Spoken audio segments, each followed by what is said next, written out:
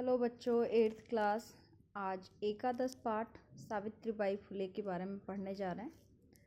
तो इस चैप्टर में सबसे पहले तो परिचय दिया हुआ है।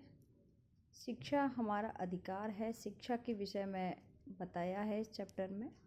और जो हमारी पहली महिला शिक्षक हैं उनके विषय में वर्णन किया गया है। हमारे समाज में कई समुदाय इससे लंबे समय तक वंचित रहे। किससे? शिक्षा से। उन्हें इस अधिकार को पाने के लिए लंबा संघर्ष करना पड़ा है। लड़कियों को ज़्यादा अवरोध सहन किया है उन्होंने पढ़ाई के लिए। प्रस्तुत पाठ इस संघर्ष का नेतृत्व करने वाली सावित्रीबाई फुले के लिए समर्पित है। उन्होंने महिलाओं की शिक्षा के लिए क्या कदम उठाए हैं उनके विषय में बताया है इसमें। ऊपरी निर्मितम चित्रम पश्यत, ये ऊपर जो चित्र है इसको देखिए। इदम चित्रम कस्यचित् पाठशालाया वर्तते, ये किसी पाठशाला का चित्र है। इयं सामान्य पाठशाला नास्ति, ये कोई सामान्य पाठशाला नहीं है। इयम अस्ति, यह है महाराष्ट्र की प्रथम कन्या पाठशाला। गर्ल्स के लिए अलग से एक स्कूल खोला गया था। सावित्रीबाई फुले के द्वारा एक विद्यालय खोला गया है, उसका ये चित्र है। और उन्होंने जो संघर्ष किया इस पाठशाला के लिए उसके विषय में बताया है। एका शिक्षिका गृहम पुस्तकानि आदाय चलति, यह शिक्षिका अपने घर से पुस्तक लेकर विद्यालय की ओर जाती है। मार्ग में कुछ लोग क्या कर रहे हैं उनका। मार्गे कश्चित् तस्या उपरि धूलिम कश्चित् च प्रस्तरखंडान क्षिपति, तो उनके ऊपर कुछ लोग धूल फेंक रहे हैं, कुछ लोग प्रस्तरखंडान कंकड़ों को फेंक रहे हैं। उनका विरोध कर रहे हैं कि तुम महिलाओं को क्यों पढ़ाना चाहती हो, लड़कियों को क्यों पढ़ाना चाहती हो, क्यों पढ़ रही हो, आगे क्यों पढ़ाई कर रही हो, क्यों पढ़ाना चाहती हो। परम सा स्व दृढ़ निश्चयात ना विचलती, लोगों के द्वारा परेशान करने पर भी ये अपने दृढ़ से, अपने निश्चय से विचलित नहीं होती है। स्व विद्यालय कन्या भी स विनोदम आलपंती, और वो अपने विद्यालय में कन्याओं से बहुत अच्छे से प्रेम से बात करती, बताती अपनी पढ़ाई को भी विनोद, श विनोद मतलब हंसी के माध्यम से सरसपूर्ण तरीके से पढ़ाती थी। सा अध्यापने संलग्ना भवति, और अपने अध्यापन कार्य में संलग्न रहती थी। तस्या स्वकीयम अध्ययनम अपि सहैव प्रचलति, और इसी प्रकार से अपना अध्ययन भी उन्होंने जारी रखा, पढ़ती और पढ़ाती थी। ठीक है। के यम महिला, ये महिला कौन है। अपि यूयम इमाम महिला जाने था, क्या आप सब इस महिला के विषय में जानते हो। इयम एवः महाराष्ट्र से प्रथम महिला शिक्षिका सावित्रीबाई फुले नाम धेया, ये महाराष्ट्र की प्रथम महिला है जो शिक्षक रही है, शिक्षिका है, जिनका नाम है सावित्रीबाई फुले, जिनको सावित्रीबाई फुले के नाम से जाना जाता है। जनवरी मासस्य तृतीय दिवसे 1831 तमे ख्रीष्टाब्दे महाराष्ट्रस्य नायगांव नाम्नि स्थाने सावित्री अजायत। जनवरी मासस्य तृतीय यानी 3 जनवरी 1831 ईस्वी को इनका महाराष्ट्र के नायगांव नामक स्थान पर जन्म हुआ। इनकी माता का नाम लक्ष्मीबाई, पिताजी खंडोजी थे। नववर्षीया सा ज्योतिबा फुले महोदयेन परिणीता, और 9 वर्ष की आयु में ज्योतिबा फुले से इनका विवाह हो जाता है। सो अपि तदानीं 13 वर्षकल्पः एव आसीत्, और ज्योतिबा फुले उस समय 13 वर्ष की आयु की थी जब इनका विवाह हुआ था।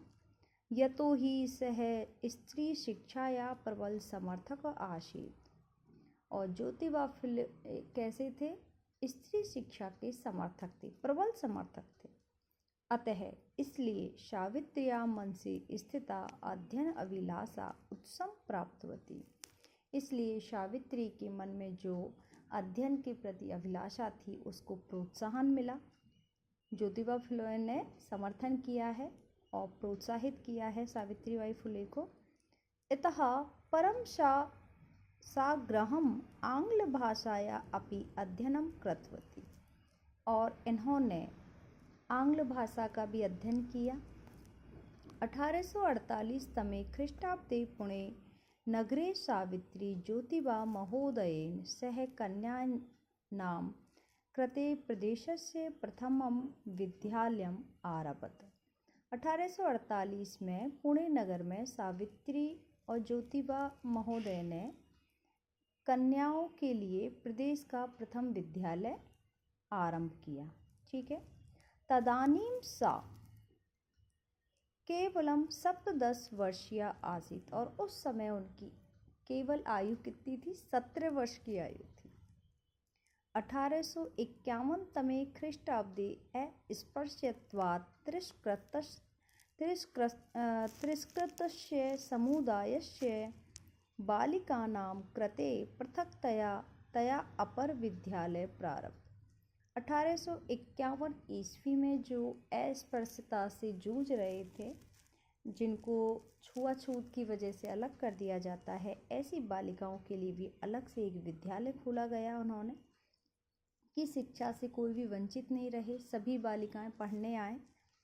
सामाजिक कुरीति नाम सावित्री मुखरम विरोधम अकरोत्। सामाजिक कुरीतियों का इन्होंने प्रमुख रूप से विरोध किया था। विद्वानां शिरोमुंडनस्य निराकरणाय सा साक्षात् नापिते मिलती, और उस समय ऐसी स्थिति थी, जो विधवा स्त्री थी उसका सिरोमुंडन किया जाता था।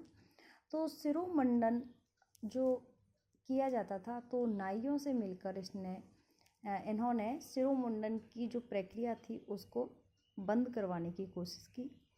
फलतः इसके परिणाम स्वरूप केचन नापिते, कुछ नापितों ने अस्याम रूढ़ो सहभागिताम ऐत्यजन, तो कुछ नाइयों ने, नाई जाति होती है, तो उन्होंने क्या किया? इस रूढ़िवादी धारणा को त्याग किया। एकदा एक दिन सावित्र्या मार्गे दृष्टम यत् कूपम निक्षा क्षीण वस्त्र आवृता तथा कथिता निम्न जातिया काश्चित् नार्यम जलम पातुम याचन्ते स्मः। एक दिन सावित्री स्कूल जा रही थी, विद्यालय जा रही थी, उनके मार्ग में उन्होंने देखा कि एक कूप के समीप, एक कुएं के समीप एक निम्न जाति की महिला, जिसके वस्त्र फटे हुए हैं, वह उनसे पानी पीने के लिए मांग रही है। कुछ महिलाओं से उच्च वर्गीय उपहासम कुर्वन्तः, उच्च वर्ग की जो महिलाएं हैं उपहास कर रही हैं। कूपात जलोद्धरणम अवार्यन, और कूप से जल लेने का, यानी कुएं से जल का मना कर दिया है, जल नहीं दे रही हैं, रोक दिया है उसको। सावित्री एतत् अपमानम सोढ़म न अशक्नोतः, तो सावित्री को यह अपमान सहन नहीं हुआ, वो सहन नहीं कर सकें। शाता स्त्रीय, वह उस स्त्री को निज गृहम नीतवती, अपने घर ले जाती हैं, जो निम्न जाति की स्त्री थी। तड़ागम दर्शयत्वा, और उसको एक तालाब दिखाते हुए कहती हैं, च यत यथेष्टम जलम न, जितना तुम्हें पानी चाहिए उतना पानी ले लीजिए, यहाँ से जल ले लीजिए। सार्वजनिको अयम तड़ाग, ये सभी का तालाब है, जितना जिसको पानी चाहिए आप उतना पानी ले सकते हो, सभी का है, हमारा भी है, आपका भी, आप जितना पानी भरना चाहो यहाँ से भर सकते हो। अस्मात् जल ग्रहणे न अस्ति जाति बंधनम, यहाँ पर जल ग्रहण करने के लिए कोई भी जाति बंधन नहीं है। तया मनुष्याणाम समानताया स्वतंत्रताश्च पक्ष सर्वथा समर्थिता, मनुष्य की समानता और स्वतंत्रता का वो हमेशा समर्थन करती रहीं। महिला सेवा मंडल, शिशु हत्या प्रतिबंधक गृह इत्यादि नाम संस्थानां स्थापनायां फुले दंपत्यों अवदानम महत्वपूर्णम। तो फुले दंपत्ति ने, ज्योतिबा फुले और सावित्रीबाई फुले ने महिला सेवा मंडल की स्थापना की, एक संस्था है। शिशु हत्या प्रतिबंधक गृह की भी एक स्थापना की, जिसके माध्यम से समाज का भला किया जा सके। ठीक है, तो ये 2 संस्थाओं की स्थापना की और इनका महत्वपूर्ण योगदान रहा है। सत्यशोधक मंडलस्य गतिविधिषु अपि सावित्री, एक सत्यशोधक मंडल की भी स्थापना की थी इन्होंने, जिसकी गतिविधियों में सावित्री जी ने अतीव सक्रिय आशित। सत्यशोधक मंडल का नेतृत्व बहुत अच्छे तरीके से किया है सावित्रीबाई फुले ने। अस्य मंडलस्य उद्देश्यम आसीत् उत्पीड़ितानां समुदायानां, जो उत्पीड़ित समुदाय हैं जिनको अपने अधिकारों से वंचित रखा जा रहा है, ऐसे समुदायों को अपने अधिकारों के प्रति जागृत जगाने के लिए सत्यशोधक समाज की स्थापना की गई थी। ठीक है, और उसको सावित्रीबाई फुले ने नेतृत्व किया है उस संस्था का। सावित्री अनेकाः संस्था प्रशासन कौशलेन संचालितवती, और बहुत सारी संस्थाओं का प्रशासन किया है और वो बहुत प्रशासन कौशल में निपुण थीं। दुर्भिक्ष काले प्लेग काले च सा पीड़ित जनानाम अश्रांतम अविरतम च सेवाम अकरोत्। अकाल के समय, प्लेग काल के समय जो पीड़ित लोग हैं उनकी बिना थके लगातार सेवा की इन्होंने। सहायता सामग्री व्यवस्था की, सर्वथा प्रयास किया कि उनको कोई हानि ना हो। जैसे अभी कोरोना का समय आया था तो कुछ लोगों ने निस्वार्थ सेवा की है, उसी प्रकार प्लेग के समय जब प्लेग काल था, अकाल था, तब सावित्रीबाई फुले ने निस्वार्थ सेवा की है। ठीक है, महारोग प्रसार काले सेवारता सा स्वयं असाध्य रोगेण ग्रस्तः। महारोग प्रसार काल के दौरान जब ऐसी बीमारियां चल रही थी, उस समय सेवारत यानी सेवा करते हुए उनको खुद को भी एक असाध्य बीमारी हो गई, ग्रसित, ऐसी असाध्य बीमारी से ग्रसित हो गई वो।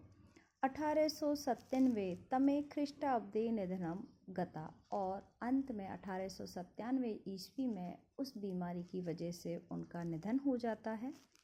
साहित्य रचनाया अपि सावित्री महीयते, साहित्य रचना में भी सावित्री जी का महान योगदान माना जाता है। तस्या काव्य संकलन द्वयम वर्तते, और उनके 2 काव्य संकलन प्रस्तुत हैं यहाँ पे। काव्य फुले और सुबोध रत्नाकर, 2 रचनाएं इनकी प्रसिद्ध हैं। भारत देशे महिला उत्थानस्य गहन अवबोधाय सावित्री महोदयाय जीवनम चरितम अवश्यम अध्येतव्यम। भारत देश में महिला उत्थान के गहन अवबोधन के लिए सावित्री महोदय के जीवन चरित्र को अवश्य पढ़ना चाहिए। ठीक है, तो ये अति आवश्यक है यदि आपको अपने विषय में सोचना है, महिलाओं की प्रगति देखनी है। तो जो महिलाएं समाज के लिए, महिला शिक्षा के लिए कदम उठा रही हैं या उठा चुकी हैं, उनके विषय में ज़रूर पढ़ना है। तो इस प्रकार से ये हमारा चैप्टर कंप्लीट